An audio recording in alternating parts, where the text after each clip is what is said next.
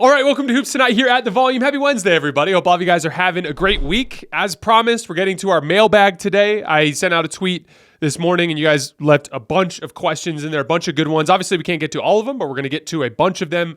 We're going to talk about some Warriors, where they go from here, some Lakers offseason stuff.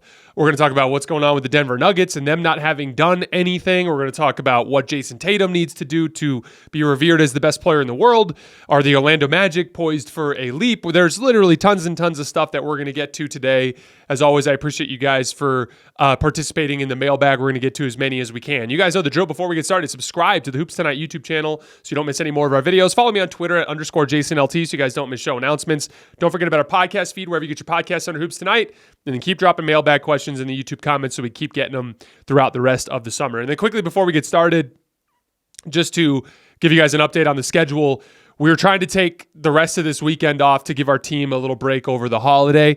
Obviously, if any sort of significant trade or massive signing comes through, I will stop and get an instant reaction video out there. But unless something crazy happens, we will be done after this video until next Monday, just to give you guys a scheduling note. All right, let's talk some basketball. So, first question. Do you think the Warriors should have bent to what Klay requested from them? Assuming it's difficult, but I doubt it's super difficult. They pay the player what they think the player can contribute to the future, but they shouldn't pay more to what they have done. So this is an interesting kind of dynamic with the Klay Thompson deal. It's like, did the Warriors owe something to Klay? Now, most of this has to do with timing. Like, even just the difference between when Draymond renegotiate his deal versus Klay is massive.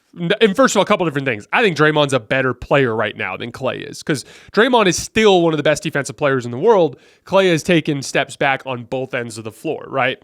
But even then, even if we remove that context, Draymond's deal was negotiated at a time when the Warriors felt closer.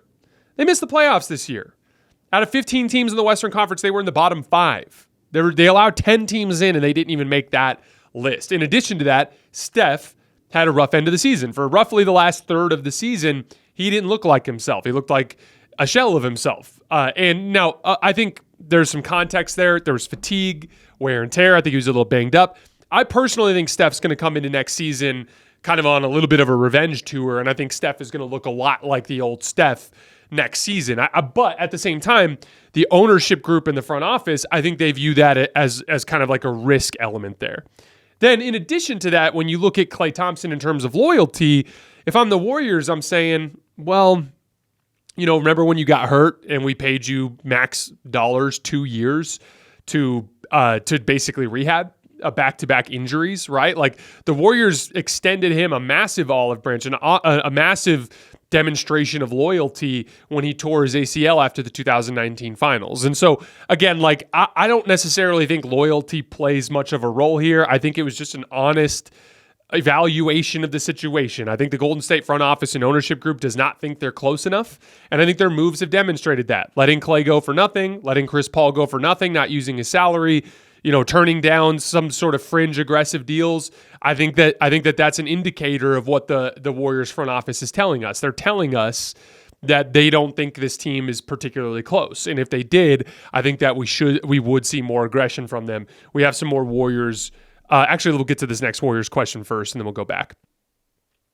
What is the realistic Warriors path forward? They effectively lost Poole and Klay for nothing, plus more considering they gave Poole plus assets to get Chris Paul.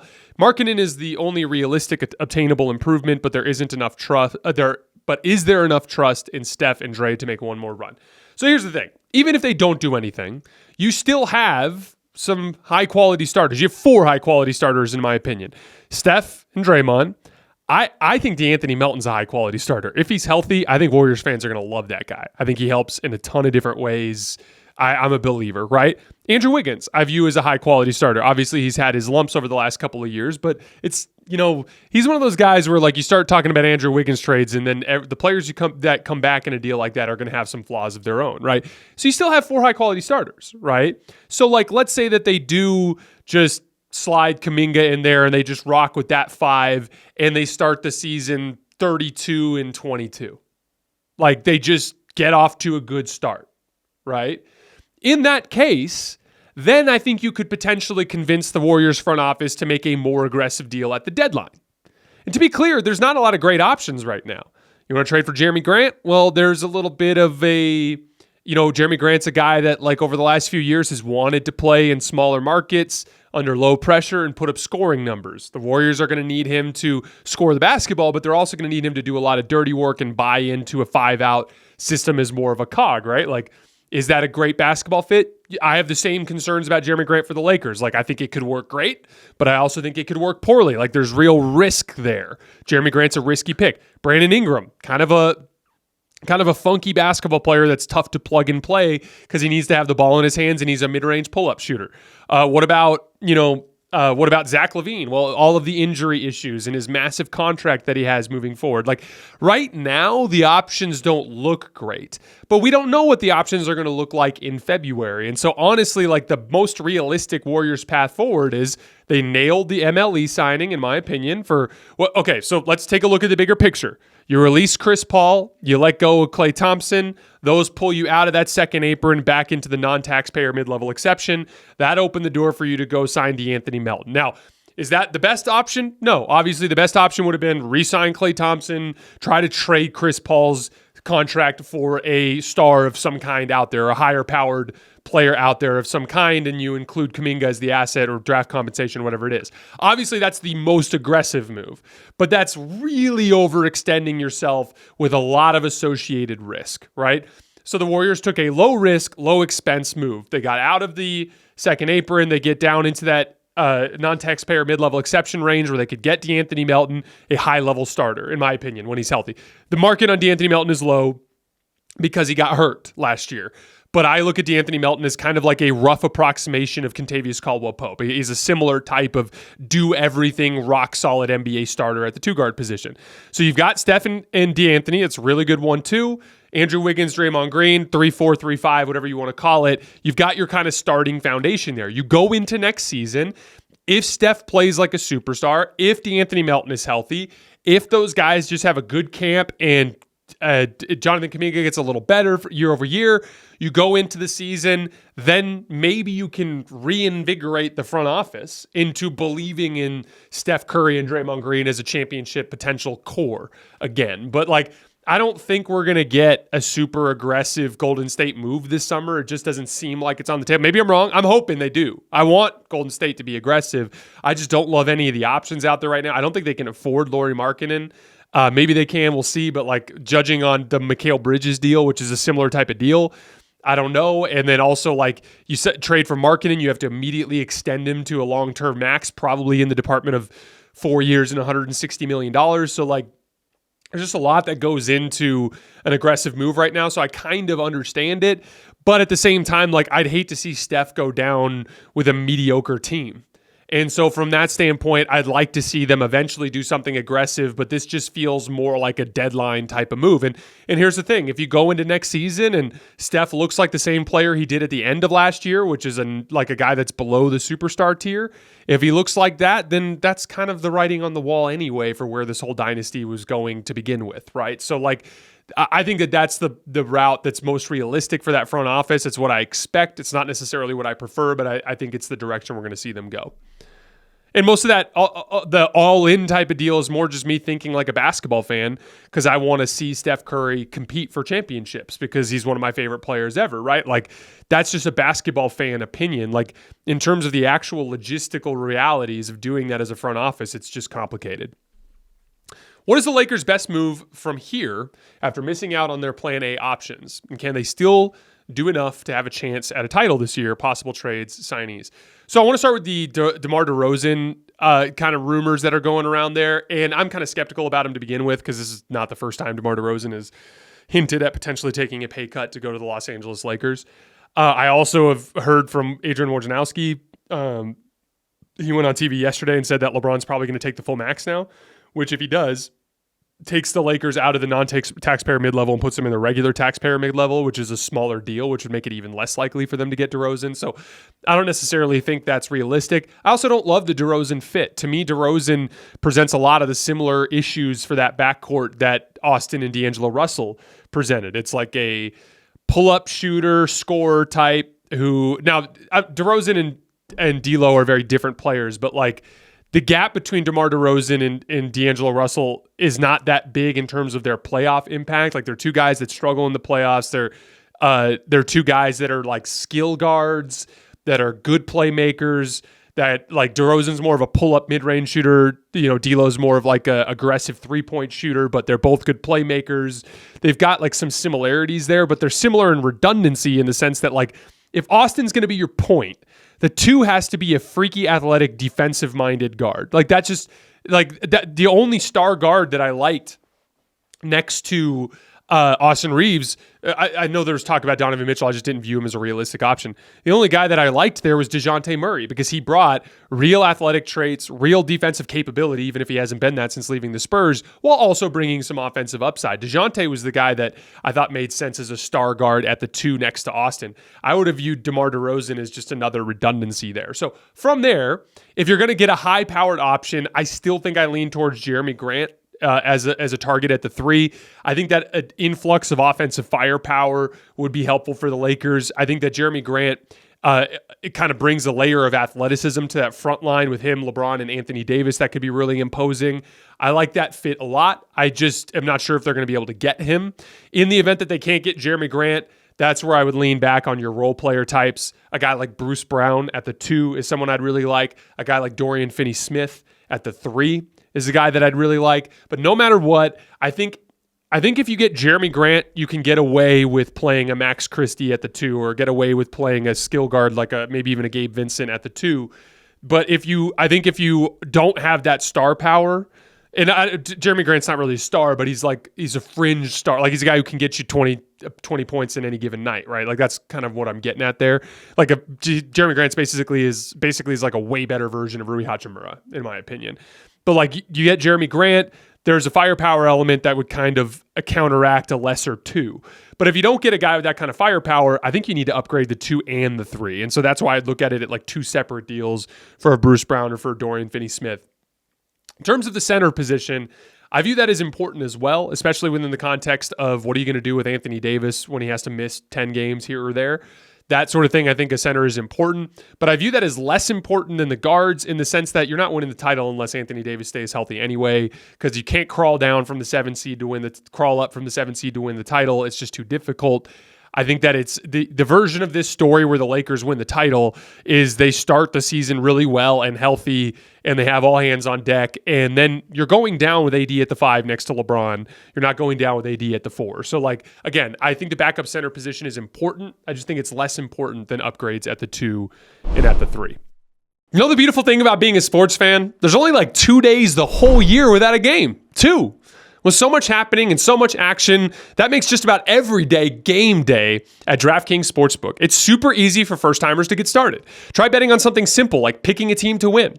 Go to the DraftKings Sportsbook app, select your team, and place your first bet. It really couldn't be any easier or any simpler. Baseball, golf, UFC, there's something for every fan of every sport to bet on DraftKings. And I know it's early, but football season will be here before you know it. And the Kansas City Chiefs are currently the favorite to win the Super Bowl on DraftKings at plus 550. And if you're new to DraftKings, you got to check this out. New customers bet $5 and get $150 in bonus bets instantly.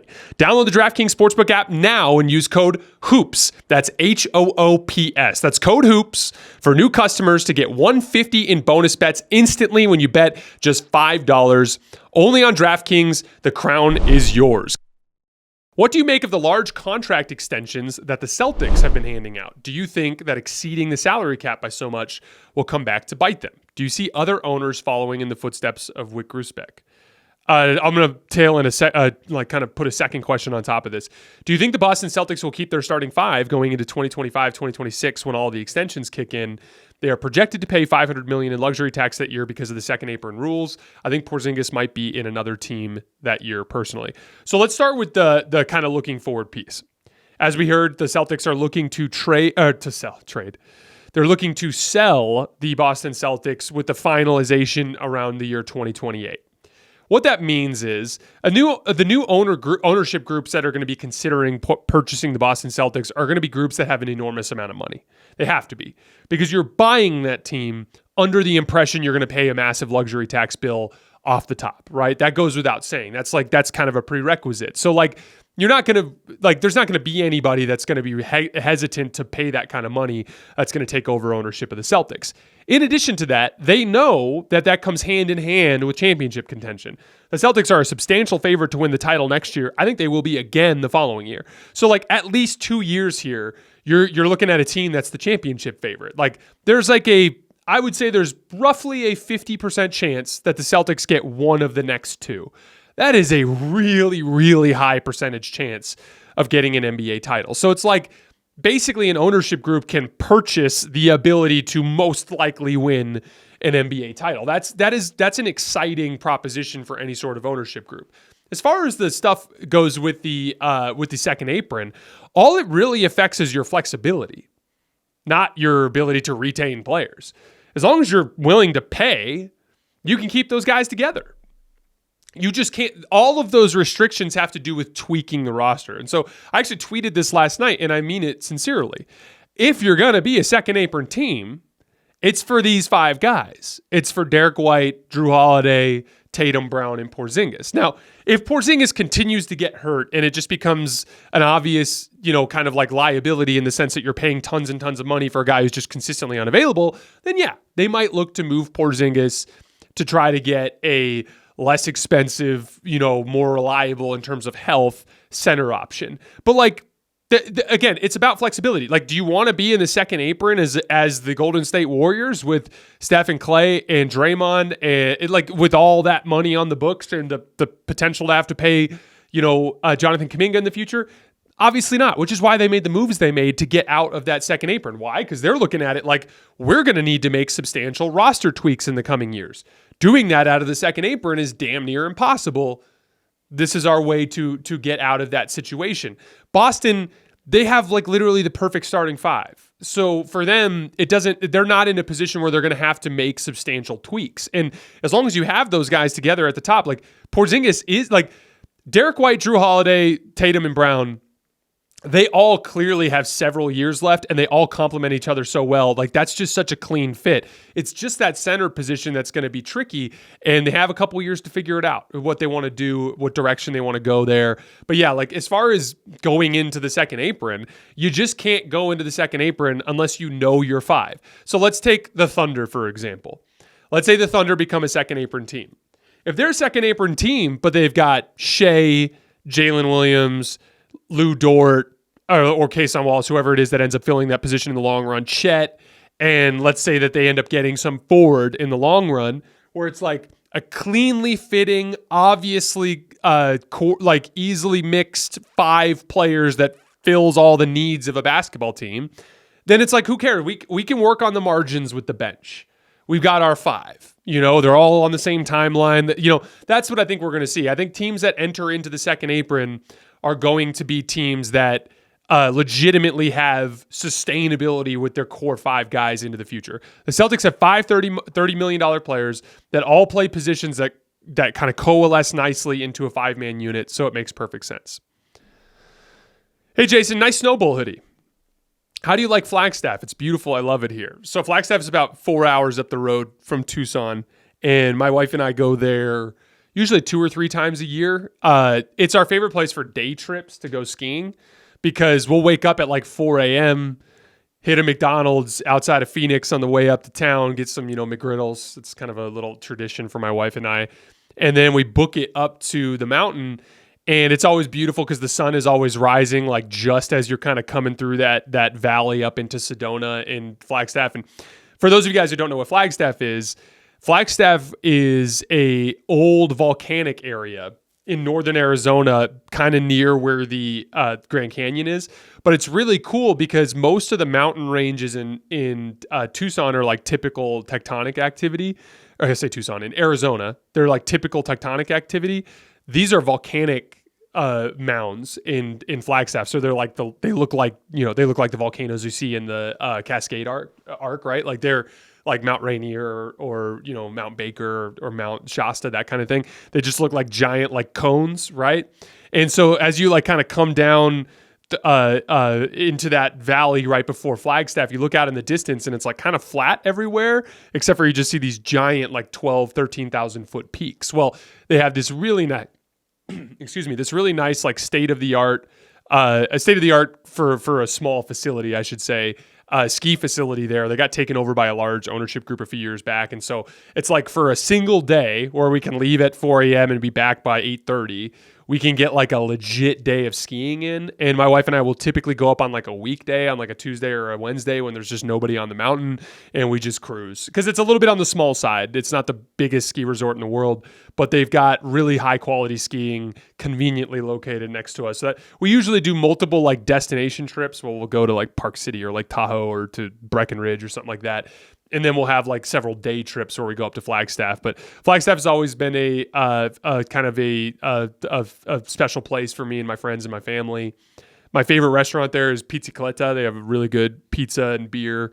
We stop in town usually at the end of the day and get drinks there. Sometimes we'll stay there for multiple days, but it's kind of a getaway from the heat too, being from Tucson. Hey, Jason, big Mavs fan here. Are there any minimum signings out there that could move the needle for them defensively the way that Derrick Jones Jr. did? I was thinking Dennis Smith Jr. If not, schematically, how do you think the Mavs can orient their offense to compete with the likes of Oklahoma City and Boston? I did a massive deep dive into the Dallas offense and what I expect it to look like in the future in yesterday's show. So make sure you guys get to a little bit further back in my feed yesterday when we were breaking down the Klay Thompson signing. I went into excruciating detail on the offensive fit. So you guys can find that stuff there. Other like kind of like two-way wings that they can look at that I looked at in the free agent market for like veteran minimum type of guys. Alec Burks, Caleb Martin, Gary Trent Jr., Dennis Smith Jr. Some of those guys might end up getting MLEs at other places, but they're at least potential veteran minimum guys, and they're guys that they can keep an eye on. What's your favorite PRS model?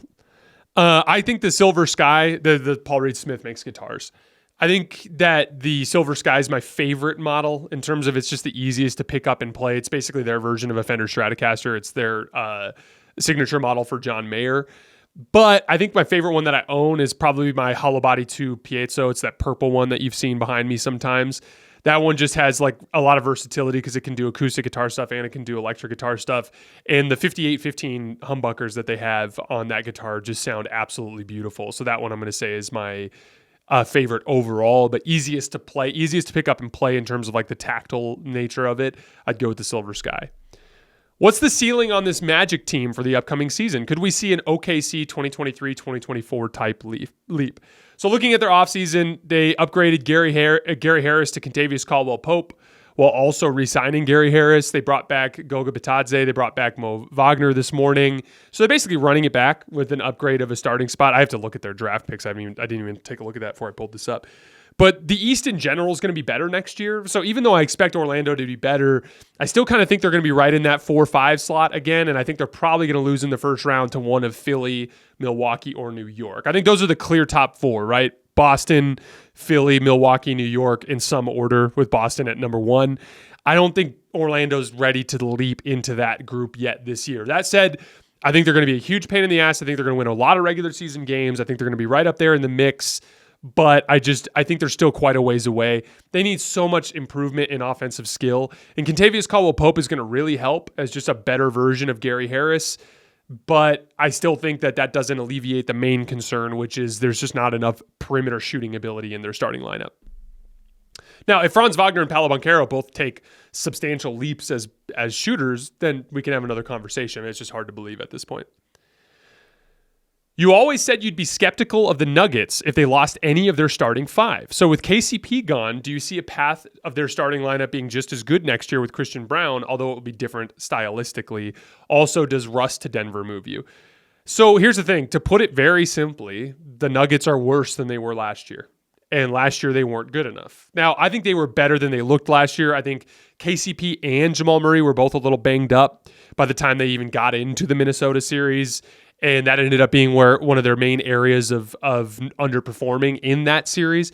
But despite all that, they were up 20 in the second half of Game 7. So, like, I'm of the opinion that, like, yeah, losing KCP makes them worse. Yeah, them being banged up played a role last year. Yeah, they're a little bit vulnerable to specific matchups.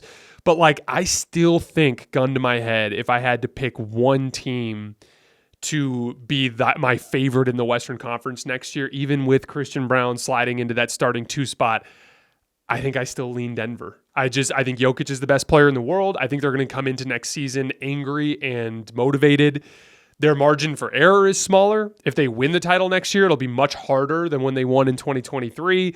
But I think writing them off is foolish. And they have some time. They have some time to figure some things out. Like, my guess is that in the long run, this ends with them trying to flip Michael Porter Jr. into 2 quality starters at some point in the future. But that Aaron Gordon, Jamal Murray, Nikola Jokic core is still one of the best 3-man cores in the league, and I think it'd be foolish to write them off. Does Russ to Denver move you?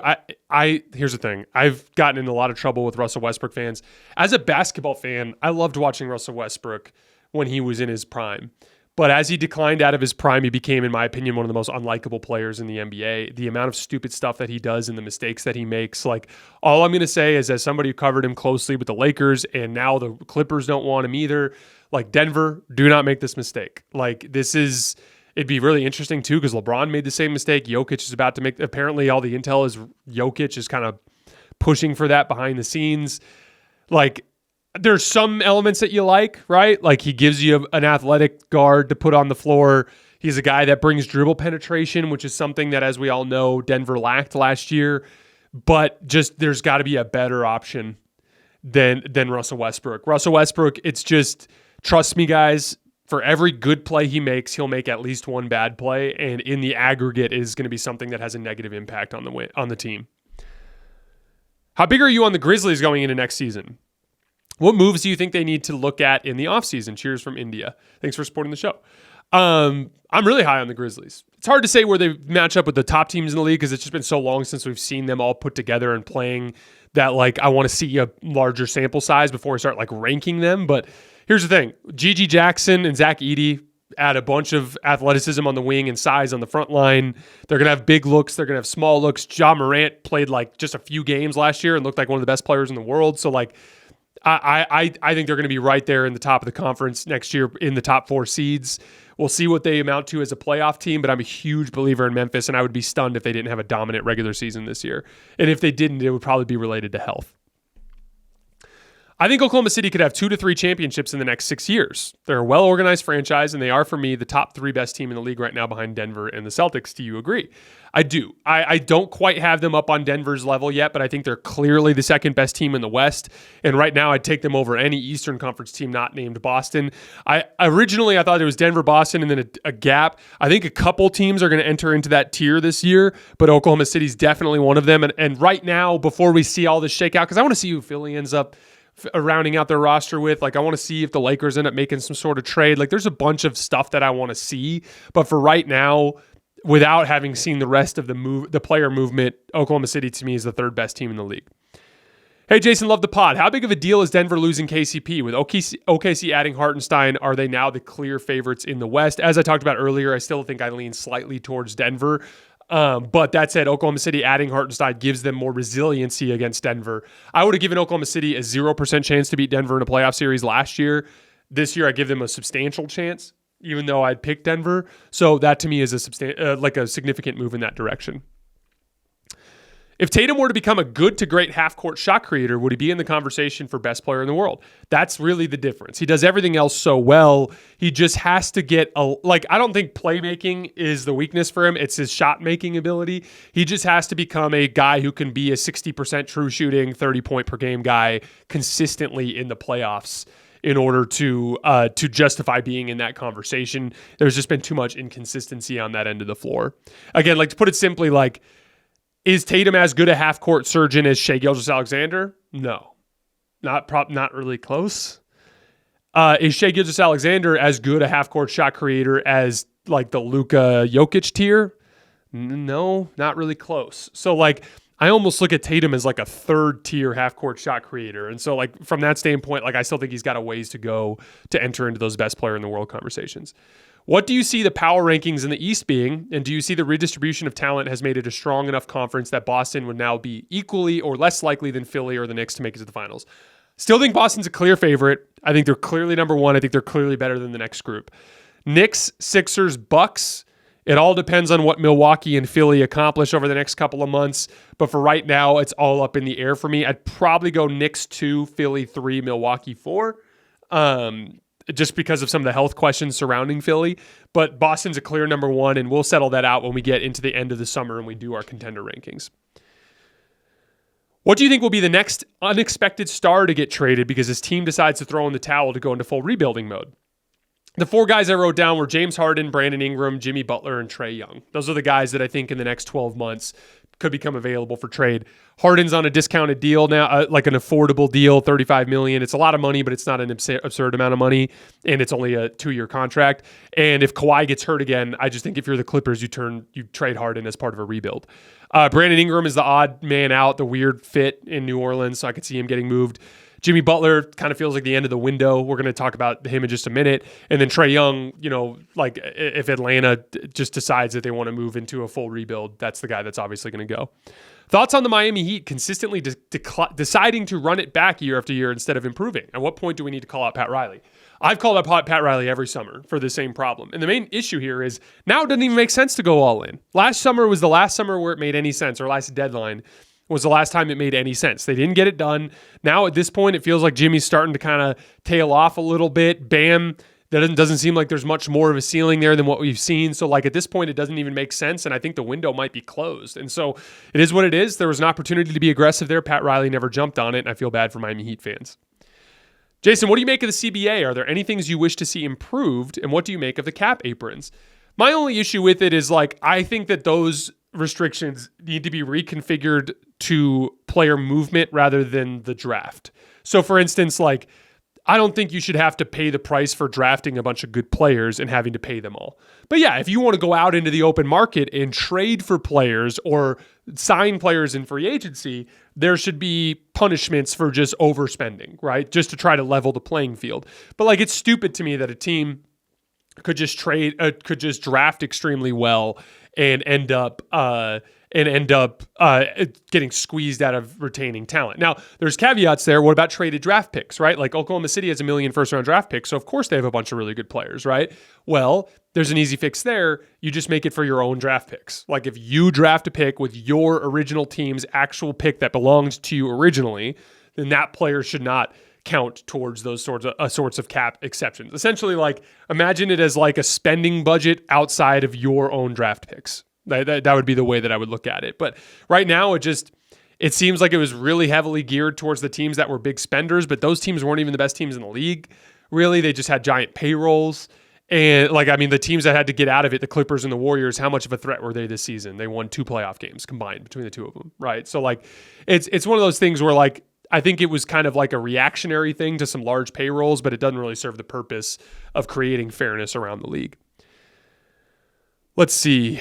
Do you see as the next step in Dereck Lively's development? Is adding the 3-point shot realistic? I think it's less about the 3-point shot, even though I do think that Dereck Lively has that capability. It's more about just becoming the quintessential 5-out fulcrum.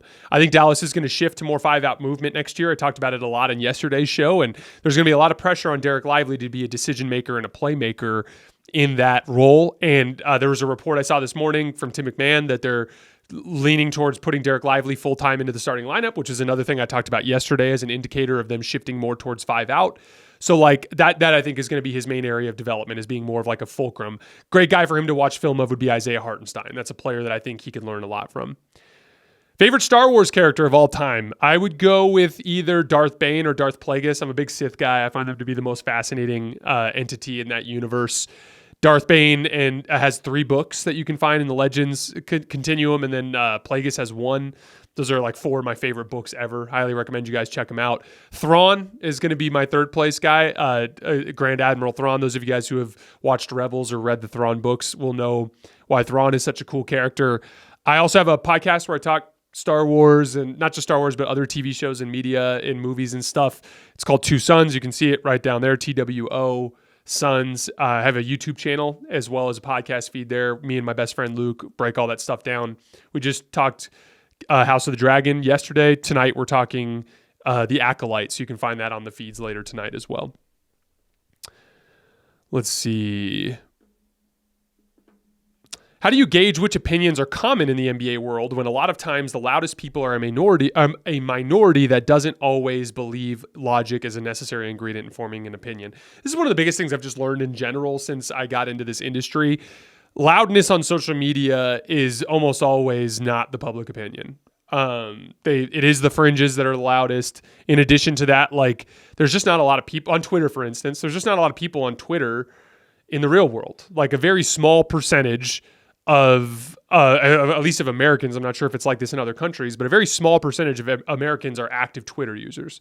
So the idea that like if you see some opinions on Twitter that's reflective of a specific large nationwide opinion, that's just not the case. And so in general, like I've had to work on not reacting. And it's still a weakness of mine that I'm getting better at, but I have to work on at not reacting to the loud fringes on social media. The last question, how did you approach becoming a better ball handler? For both yourself and your high school kids you work with, you've touched on this when covering Jabari Smith, identified it as a pretty big weakness of his, but last summer you were really impressed with him. Thanks. I know it sounds silly, but it's just about drills. And the main thing specifically with the drills are like body language, like the actual move of a crossover or behind the back move or behind the back dribble. The success of that move has way more to do with whether or not you actually sold that you're going the other way than how dramatic you whip the ball across. Like a basic push cross where you don't do anything fancy but just kind of push the ball to the left, as long as you had your body geared up to the right and your eyes to the right and everything to the right, that's going to be more effective than a big sweeping Allen Iverson crossover. And so like, again, like the body language is a big piece of it. And then tight and under control. Like a lot of people think like, oh, it's about dribbling through cones, and you got to dribble through cones as part of your skill development piece. Like that's how you become better at ball handling. But the major piece of it is, can you protect the ball in traffic? Like real ball handling in real basketball games is about like when you make a move and the dude's riding your hip and swiping at your other arm, can you fend him off while dribbling with your left hand? As you go into traffic, can you split two defenders and gather the ball strong before you make that next pass, or dribble low, like at the low gathers that you see guys like Tatum or Jalen Brunson use, like, or Trae Young? Like there are so many different like little intricacies of it, but most of it is about learning how to dribble in traffic. And so it's a good mix of practicing with cones, but also doing ball handling against live defense. So like one-on-one drills where you tighten off an area and you make multiple counter moves. That's like your turn your man 5 times drill that you see sometimes in high school, where you go from like the lane line over to the sideline and you just have to try to turn your man 5 times. The ball handler is working against ball pressure that way, but it's a good mix of against live defense and cone dribbling. And again, it just, guys, it's incremental, just like jump shooting. You have to put thousands and thousands and thousands and thousands and thousands of reps in over the course of multiple summers to improve. It's a very painstaking process. All right, guys, that is all I have for today. As I said, we'll be back Monday unless we have some sort of major news release. Regardless of when that happens, I will see you guys when I see you guys.